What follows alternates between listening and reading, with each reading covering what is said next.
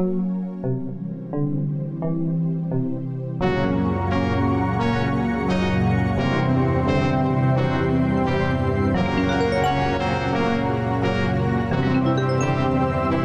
next episode is called Deadly Snow. This next episode of 2150 begins just after the lunch break. Joe, did you bring something to class to show the classroom for scientific exhibition time? Yeah, I sure did. What was it? Well, it's kind of a surprise. It's something that's really hard to find and that somebody finds only once in a lifetime. What is it? Well, I'll show the whole classroom when he calls us up to the front to show it. Okay.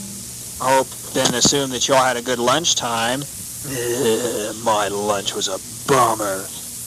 What's wrong with you, Chunker?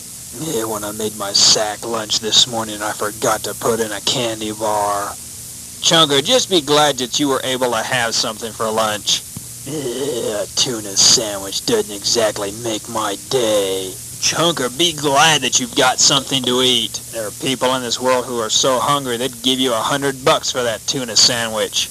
Oh no, here comes a lecture about all the starving people in the world and how I should be thankful. Another word, Chunker, and I'll put you in that transport chamber and fire you off to one of those countries that I was talking about. Yeah, what country? Well, take your pick from a list of multitudes. Countries in which people will be doing good to have a meal every 5 days. I could never go that long without food. Don't worry about it, Chunker. It'd probably do you some good to go some days without food. You're getting a little pudgier on the midsection. How dare you criticize my manly physique? I'll have you know this is nothing but muscle. Brother, look at that jiggle. Yeah, it reminds me of that gelatin dessert. Or a balloon full of pudding. Okay, why don't we just move on? Yes, what do you want, Frib? I got the last writing assignment finished. Okay, go ahead and hand it up. Okay. Here you go. Okay. Don't forget, if you give me any more digging remarks, you'll get more writing assignments. I know that. Get to your chair. Okay. Well, at least this is the last of these turkeys I'll have to grade for a while. I hope. I can tell grading those things must be fun. Fun is hardly the term I'd use to describe it. Anytime I even look at one of these goofy papers he writes, it taxes my logic circuits to the max. Plays havoc with my central processing unit. Okay. What's this? What's what? Somebody's tampered with my desk drawer. Well, how come? Is it open? No. Well, how do you know it's been tampered with? Well, because I'm an android, my eyes can see things that yours can't, like fingerprints. There's fingerprints on that drawer? Yes. I'm going to scan these fingerprints to match them up with my internal fingerprint file. Did you find a match? Yeah, I sure did. Pyro, get up here. Oh, no. Oh, yes, get up here. Okay. Yes, teacher? What were you doing in my desk drawer? That's for me to know and for you to find out. Why don't you open the desk drawer, teacher, and find out what I did? I think that kid's got some screws loose. Be quiet. Well, Pyro, I'm not going to open this drawer. You are. What? But that's not my desk drawer. That's your desk drawer. Okay, I'm going to move away from this drawer. Pyro, I want you to open that drawer. But I don't want to. Get over there and open that drawer. Okay. Well? Teacher, I gotta go to the bathroom. Teacher, that hurts. Are you going to open that drawer? Okay, I will. Well? Okay, I'll open it. I don't like this part.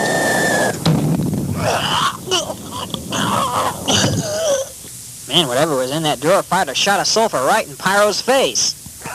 Teacher, can I get in my chair now?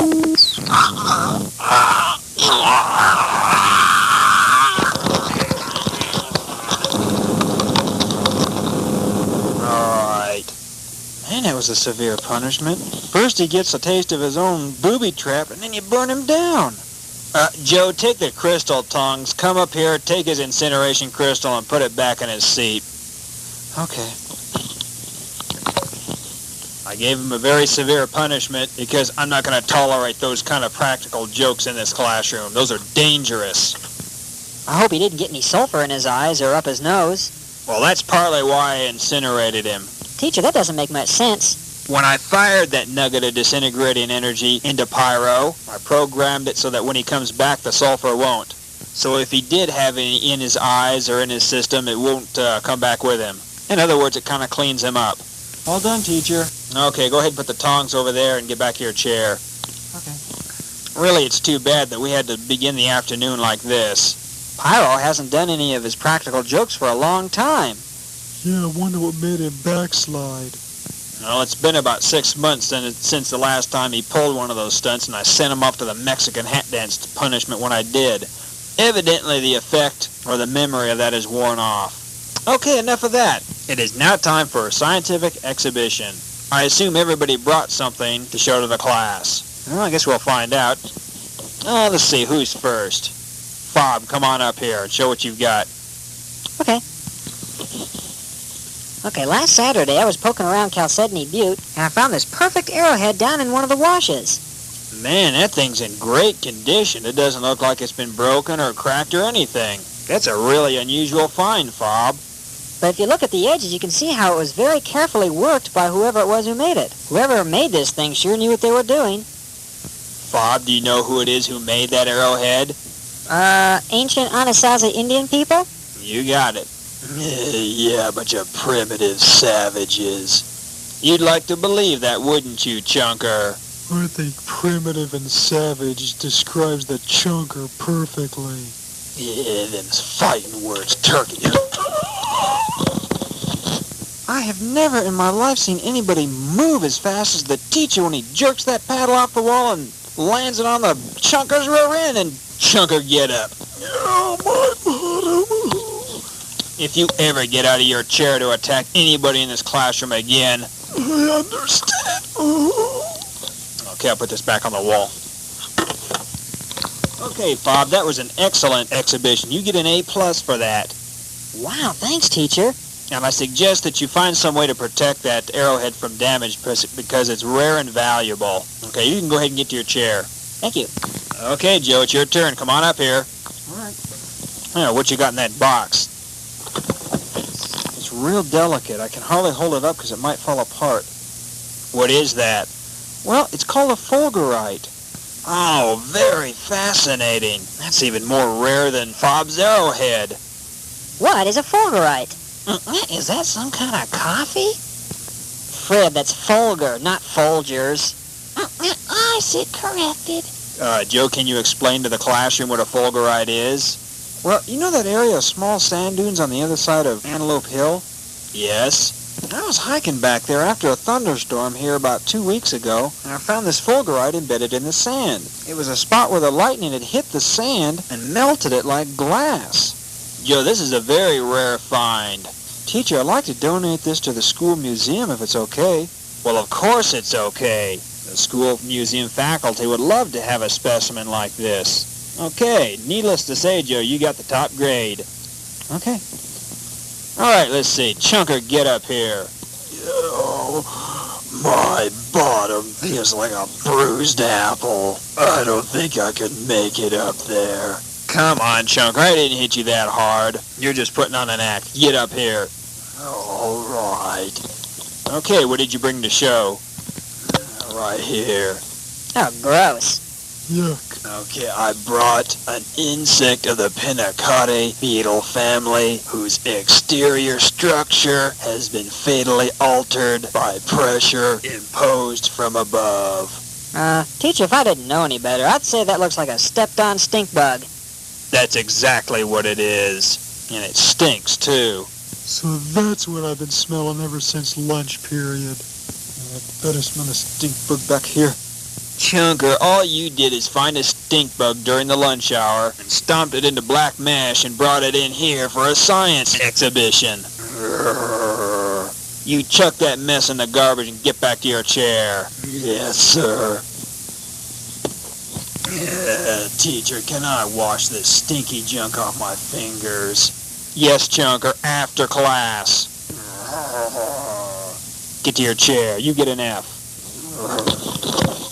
I can't understand why he can't just spend a few minutes out of the week to get something of interest to bring to the class. All right, but let's see who's next. Okay, Frib, come on up here. Okay. Okay, what do you have? I got magic crystals. Frib, you get 2 write-in assignments for that goofy remark. But it's not a goofy remark. I got magic crystals. What do you mean, magic crystals? During the lunch break, this guy came up to me and sold me these magic crystals for $20. Well, where are they? They're in this envelope. Let me see that. He said that if I took those crystals, they'd make me fly and see all kinds of neat things. What is that stuff, teacher? I'm not sure. It looks like some kind of a crystalline chemical compound I can't quite identify yet. Let me scan it and see what it is. I didn't take any of it yet because I wanted to show the whole classroom first. I always wanted to fly like Peter Pan. Frib, I'm gonna have to keep this. But teacher, that's mine. I'm sorry, Frib, you can't have this. Teacher, what is it? It's magic powder and it's mine. Frib, this is not magic powder, it's cocaine. What? You're jiving me, teacher. I wish I was. Frib, where'd you get this? This guy sold it to me out on the side of the playground, around the other side of the school building. I'm going to have this sent up to the analysis department to have it analyzed and traced. Man, that stuff's dangerous. Joe, it's worse than dangerous. Once a person starts taking this junk, gets a hold of him so bad he could never get off of it. Yeah, a couple of years ago in a school I used to go to, this guy, his whole life was just eaten up by that stuff. It reduced him to a wasted skeleton, destroyed his life. I think the only thing that can set somebody free of that is the blood of Jesus Christ. Yeah, preacher, that's a lie. Yeah, once a person is hooked on sniffing that crystal, they're enslaved to it forever. I've never seen anybody come off of it. Well, Chunker, I have seen somebody come off of it. He was hooked on that stuff about 4 years. His name's Tom Padilla. And he gave his heart to the Lord Jesus Christ, and the Lord set him just completely free of it. Yeah, that's impossible. Okay, this weekend I'll call him, give him your phone number so he can tell you himself. About an hour later, just before break. I want you all to, after this next break, I want you all to get to work on the assignment concerning the various races of mankind in your textbook. Okay. About a minute or two later, out on the break grounds. Lord, I just want to thank you for answering that prayer I prayed about the need for a new part for my hover car. Lord, you answered, and I give you praise and thanks for that. Hey, Joe. Huh? Oh, hi, Chunker. What are you doing talking to yourself? Chunker, I'm not talking to myself. I'm talking to the one who made me. Oh, boy.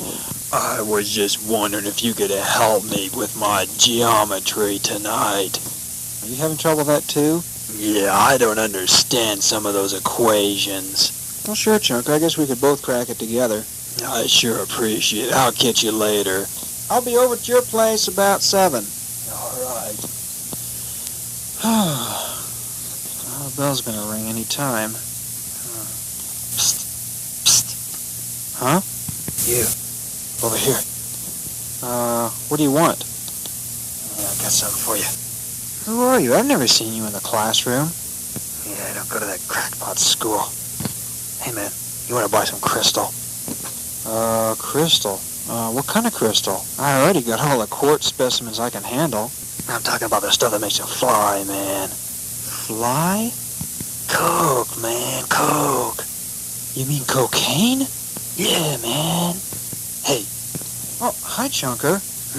Who's that? I never seen him around here before. Hey, man, I got a crystal. You got crystal, huh? Hey, I'll give you the first shot free. A free shot, huh? Well, here's a free shot for you. Wow! Chunker, how'd you do that? You burned him down to a crystal. Good, he dropped the evidence. After I got done talking to you, I looked over my shoulder and saw that character. Do you know him? Yeah, before I came to this school, he tried to sell me coke a bunch of times. I'd seen what that stuff had done to other people's lives, and in no way he was going to sell that junk to me. When I saw him heading in your direction, I ran to the teacher and got the finger projector out of his drawer. I can't hardly believe that. I can't believe the teacher would entrust you with that. For a second there, I thought you were going to buy some of that crystal. What do you think I am, dumb? Yeah, I told the teacher what was happening, and he gave me that finger ray projector. Okay, it looks like you got him. Hi, teacher. I can't believe what just happened. Chunker, did the cocaine go up with him? No, when he fell back, he dropped it before incinerating. Excellent. That means there are fingerprints on that little container. Therefore, we can nail him on narcotics charges. I'll go ahead and take that character's incineration crystal and that container of coke and send him up to headquarters. Teacher? What is it? If you touch that bag, your fingerprints will be intermingled with his. Joe, I'm an android. I don't have fingerprints. Oh, okay. Oh, Chunker, how about the finger projector? What about it? Hand it over. All right. Here you go. Okay. You weren't thinking of trying to turn that thing on me, were you? I saw what happened to Frib last week when he tried to use that on you. Yeah, kicked back in his face. I know that, preacher. Why don't you two get back to class? I'm going to go ahead and rush this on up to headquarters and at study hall until I get back. Okay. Hey, Joe, what's going on? Well, it looks like we nailed that character who was pushing dope. Oh, really? Where is he? It's a long story. I mean, I was just out there praying, and the Chunker came along, and it just... The end.